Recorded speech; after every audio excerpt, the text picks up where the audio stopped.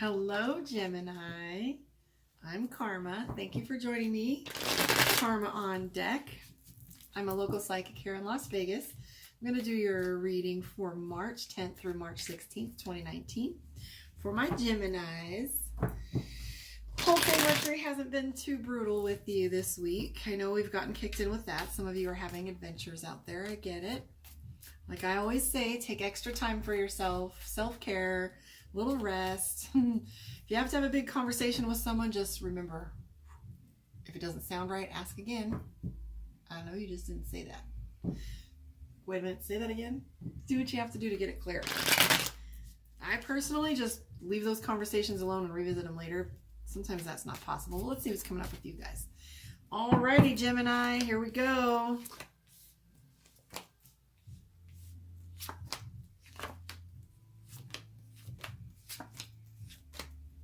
Gemini's snappy too. Everybody's snappy. You guys aren't the only ones. This card has come up. You're the first one that didn't get the card, the Three of Swords, though. Everybody else is getting miscommunication tossed around. And it was interesting because I do say that there's a theme of the day. And I try, even though I do this all the time, it still blows my mind at how often these patterns repeat themselves. But when I'm doing group readings, there's usually like a theme or a tone, and most of the people in the group or the crowd are asking or having similar things. Even when I do my live readings, it tends to, people kind of congregate to the right energy, what they need. But you guys are the first ones that didn't get the Three of Swords, so you're good for now. So your communications are going to be okay this week. I do feel like you have the High Priestess, though, for your major card that's popping out at me. This High Priestess is telling me that your instincts are on fire. I had migraines all last week, pretty brutal ones, like probably 7 days, the worst I've had in years. The energy has just been really overwhelming to me, but finally working through it. The downloads that are coming and the new things I have for you guys is going to be fun, but it did take a toll. The High Priestess is saying that there's lots of little clues that are popping up for you that you need to pay attention to. When I'm doing readings, it's the oddity that always seems to be relevant, even if I'm sitting here talking about her workspace and I'm like, what is with the red apple? And for all we know, she's going to say, oh my God, that's XYZ, and that makes sense then. But sometimes it's the oddity that doesn't match that matches. So pay attention to the signs around you. I feel like you're going to be getting them. You are in tune with them. The one thing you guys did get that was a repetitive theme for everyone, well, two of them actually, was the Page of Swords. So snappy, like little sharp, little quick attitude with that. The Two of Swords is saying you have some decisions to make too, and neither one of them are really going to be any benefit to you, or one is not better than another, so you're stuck with either or. This isn't a major one for you though, thank God. These are just like red car, blue car. Win or lose, but it's not going to be too terribly important, or it's not going to carry a whole lot of weight. You guys are also backed in a corner a little bit. Five of Wands, you're going to feel a little bit attacked or, pigeonholed and feel like there's someone, a snake. You're watching for the snake, little snake. That is a snake. So the Five of Wands also could be your attitude. I was talking about projection is perception earlier. If everyone's an asshole, maybe you are. If everyone's angry, maybe you are. Well, if you're happy, maybe you'll start noticing the happier people around you. One of my favorite NLP phrases is projection is perception.